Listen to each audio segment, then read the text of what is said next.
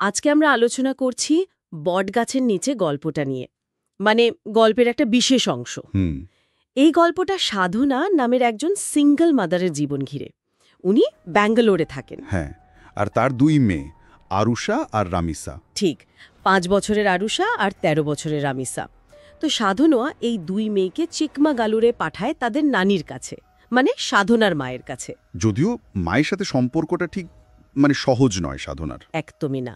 কিন্তু মেয়েরা ছুটিতে যাওয়ায় সাধনা ভাবেন যে যাক, নিজের জন্য একটু সময় পাওয়া যাবে। এমনকি উনি বম্বেলের মতো ডেটিং অ্যাপ ব্যবহার করার কথাও ভাবেন। একটু মুক্তির স্বাদ আর কি। কিন্তু চিকমাগালুর নিয়ে একটা টেনশনও আছে। মানে মায়ের মুখোমুখি হতে চান না। প্ল্যান ছিল যে মেয়েকে ছেড়েই চলে আসবেন। কিন্তু ওই পুরনো বাড়ি আর বিশেষ করে দূরের ওই বটগাছটা। হ্যাঁ, ওই বট গাছটা, ওটা দেখেই সাধনার মনে কেমন যেন একটা অজানা ভয় কাজ করে। ঠিক, যেন কোনো অশুভ কিছুর ইঙ্গিত। গাছটা যেন অনেক গোপন কথা জানে। প্রথম দিকে অবশ্য সব ঠিকঠাকই ছিল, মানে প্রথম কয়েকদিন। হ্যাঁ, মেয়েরা নানির সঙ্গে মানিয়ে নিয়েছিল। রামিসা বড় মেয়েটা আবার ডায়েরি লেখা শুরু করে। আর সাধনাও ব্যাঙ্গালোরে নিজের মতো করে সময় কাটাচ্ছিলেন। বেশ কয়েক বছর পর একটু স্বাধীনতা, তাই না? মনে হচ্ছিল যেন সব ঠিক আছে, কিন্তু অষ্টম দিন ভোরবেলা রামিসার কাছ থেকে একটা ফোন আসে। একটা ভয়ার্ত ফোন কল।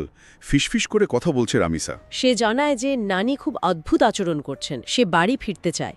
এখানে সাধনার রিয়াকশনটা একটু উনি প্রথমে ব্যাপারটা হালকাভাবে নেন। হ্যাঁ, হয়তো নিজের ওই নতুন পাওয়া স্বাধীনতা বা মায়ের প্রতি পুরনো রাগ, কে জানে, উনি অতটা গুরুত্ব দেননি প্রথমে।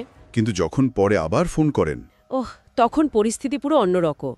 সাধনার মা কথা বলছেন, কিন্তু গলার স্বরটা কেমন অস্বাভাবিক, একদম শীতল, ফর্মাল। আর তারপর যা করেন সেটা তো গায়ে কাঁটা দেওয়ার মতো। বাচ্চাদের গলার স্বর নকল করে কথা বলতে শুরু করেন।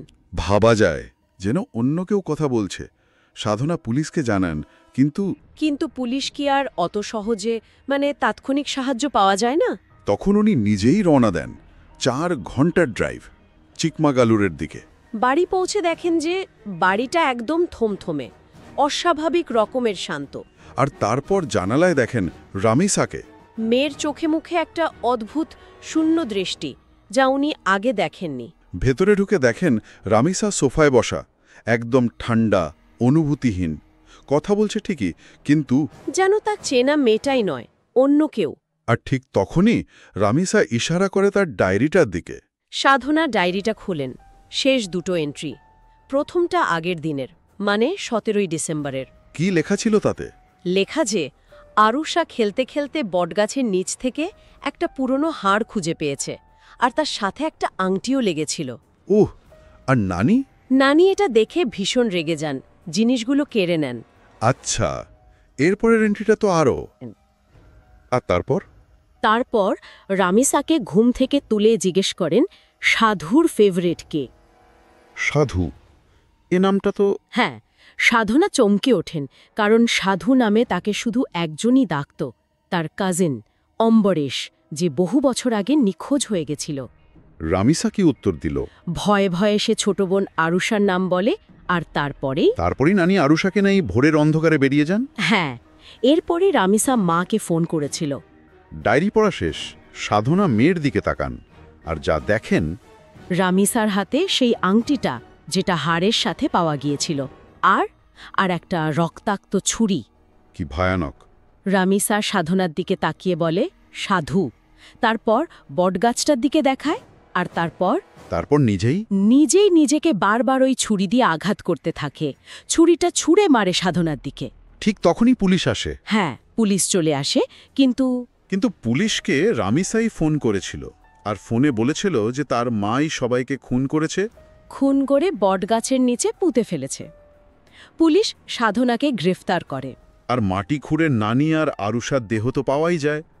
তার পাশে পাওয়া যায় অম্বরীশের কঙ্কাল, বহু বছর আগের। সেই হাড়, সেই আংটি, সব অম্বরীশের। জেলে বসে তখন সব মনে পড়ে সেই রাতটার কথা। কাজিন অম্বরীশ মায়ের আদরে বাঁদর হয়ে গিয়েছিল। সে সাধনার ঘরে কন্ডম খুঁজে পেয়েছিল, আর ব্ল্যাকমেল করছিল মাকে বলে দেবে বলে। তখন সাধনার রেগে গিয়ে হাতের কাছে থাকা পেপার বেড দিয়ে মাথায় আঘাত করে। অম্বরীশ মারা যায়। তারপর মা মিথ্যে বলেন, বলেন যে অম্বরীশ জোর করতে চেয়েছিল।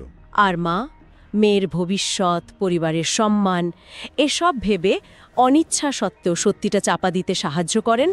অম্বরীশের দেহটা ওই বটগাছের নিচেই পুঁতে ফেলেন দুজনে মিলে। তাহলে বোঝা যাচ্ছে ওই হাড় আর আংটি খুঁজে পাওয়াটাই, হ্যাঁ, সেটাই যেন পুরনো পাপটাকে আবার জাগিয়ে তুলল। আর নানির মানসিক স্থিতিটা হয়তো আর ধরে রাখতে পারলেন না, যার শেষটা এত ভয়াবহ হলো। একটা চাপা দেওয়া সত্যি শেষ পর্যন্ত ফিরে এলো, সব কিছু ধ্বংস করে দিল। সাধনা জেলে বসে প্রথমবার হয়তো অম্বরীশের জন্য কষ্ট পেলেন, কিন্তু বড্ড দেরি হয়ে গেছে। এই গল্পটা কিন্তু অনেক প্রশ্ন তুলে দেয়। মানে অতীতের পাপ কি সত্যিই চাপা থাকে, নাকি সুদে আসলে ফিরে আসে? আর রামিসার ওই শেষ মুহূর্তের কাজটা, ওটা কি নিছক ভয়, শখ আর নানির মানসিক ভাঙনের প্রভাব? নাকি ওই বটগাছ, ওই মাটি যার নিচে এত হিংসা, এত গোপনীয়তা চাপা ছিল, তারও কোনো ভূমিকা ছিল, কোনো অশুভ শক্তি? গল্পটা হয়তো এই প্রশ্নগুলো আমাদের ভাবার জন্যই খোলা রেখে গেছে। ঠিক তাই। অনেক গভীর একটা ট্র্যাজেডি।